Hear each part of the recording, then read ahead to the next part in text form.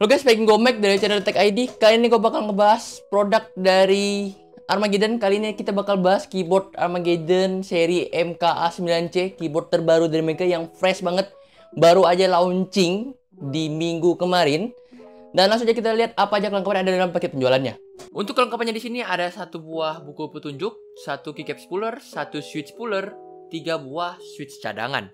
Dan untuk kartu garansinya ini di sini nggak ada. Dan seperti yang pernah gue bilang, kalau untuk kalian yang nggak dapat kartu garansi, kalian bisa klaim garansinya dengan menghubungi toko tempat kalian beli dan juga sertain nota atau bukti pembeliannya.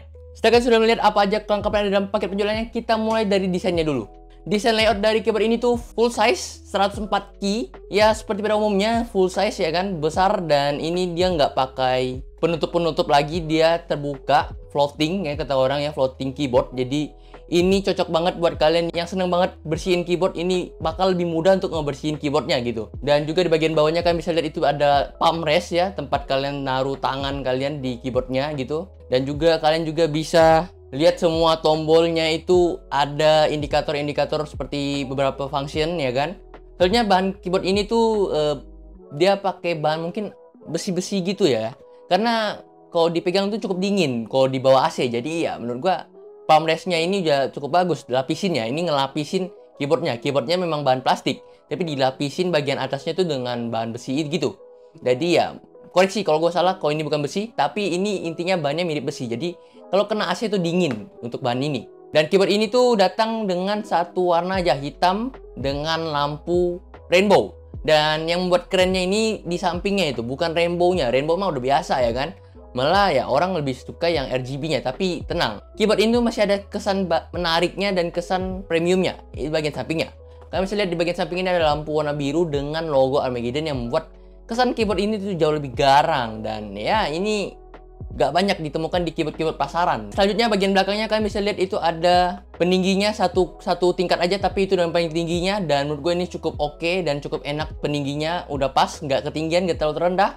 Dan sebenarnya keycapnya ini katanya ini Kevlar Tech High Quality. Ini buatannya, memang ini keycapsnya tuh buatan dari Armageddon sendiri. Keycapsnya ini katanya udah lifetime fade proof, jadi ya udah anti pudar katanya nih.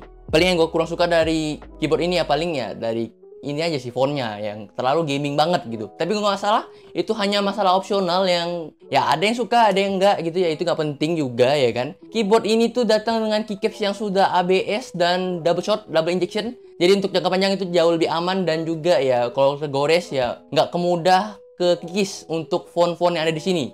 Dan selanjutnya kita bahas untuk switchnya. Switchnya di sini dia hanya menawarkan blue switch. Tapi menurut gua blue switch yang dipakai ini udah cukup lembut banget. Ini bener-bener lembut, nyaman, enak. Kayak keyboard yang pernah gue bahas. Mungkin ini kalau mirip switch tuh mirip switchnya Kail. Lembut banget ini switchnya. Dan klikinya juga crispy banget ketimbang switch Otemu nih. Dan nama switchnya ini switch MSNZ. Nah, gue bakal tulis di sini nih ya kan. Kok kalian tahu ya, kalian bisa kasih kita tahu ya informasi-informasi dilengkapnya di bawah. Tapi kalau mungkin menurut gue ini cukup jarang ada di pasaran switch ini. Mungkin malah ini switch buatan dari Armageddon-nya sendiri, kita nggak tahu ya kan. Tapi so far menurut gua switch dari keyboard ini tuh udah gak ada masalah lagi. Udah enak banget, clicky, lembut, dan ini cocok banget buat main game FPS atau apapun itu. Dan untuk informasi tentang switch-nya gue bakal taruh di sini untuk travel distance, untuk actuation force, tactile travel, dan lain-lainnya.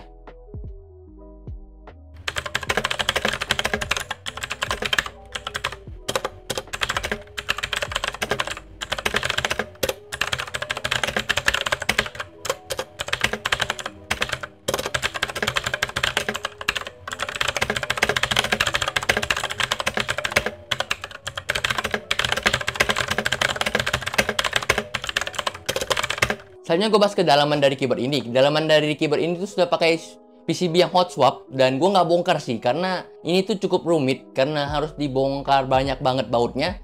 Jadi ya kita anggap keyboard ini tuh bukan buat kita custom, buat kita kasih foam lah. Dan keyboard ini tuh ya memang ditujukan buat kita yang memang hanya pakai buat main game, bukan buat yang modding-modding gitu. Dan keyboard ini tuh hot swapnya tuh 3 pin, jadi kita bisa ganti dengan switch Otemu, bisa mungkin ganti switch Ako ya kan, atau switchnya Epo Maker yang 3 pin ya kan. Switch 3 pin menurut gue sih cukup banyak di pasaran, jadi kalian tinggal pilih aja. Dan soal pencabutan dari switchnya ini menurut gue ya nggak begitu susah. cukup lembut. Memang sedikit tenaga dibutuhkan, tapi ya nggak sekeras yang OTMU punya lah. Terakhir untuk panjang kabel. Panjang kabelnya di sini itu sekitar 1,5 meter, walaupun belum braided, tapi kabelnya ini di sini ya udah cukup tebal lah. Udah cukup aman lah, oke lah. Tapi ya memang harusnya braided sih. Tapi ya dengan harga yang ditawarkan ya gue nggak bisa komplain, karena dibawainnya hot swap juga. Dan switchnya enak, ya kan? Ya mungkin bagian ini ya dipotong untuk biaya budgetnya, ya kan? Dan untuk garansi keyboard ini tuh dia garansiin selama setahun. Untuk harganya di sini dibanderol di angka 349.000, yang dimana menurut gua harga ini tuh cukup terjangkau untuk satu buah keyboard yang menawarkan fitur hot swap dengan switch yang menurut gua ini cukup lembut dan ya ini full size gitu loh. Dengan build quality yang cukup bagus dengan dilapisi metal, yang dimana ini membuat poin plus dimana harga ini menjadi make sense. Gue sih nunggu banget Armageddon bikin keyboard yang modelan custom gitu. Untuk keyboard yang bentuknya yang gue bilang kayak custom gitu, yang kecil gitu, 60% lah istilahnya, mungkin bakal menarik gitu. Tapi ya sudah. Dan mungkin segitu aja dulu untuk review gue kali ini. Like, subscribe channel ini kalau channel ini bermanfaat. Dan gue Mike cabut diri. Bye bye.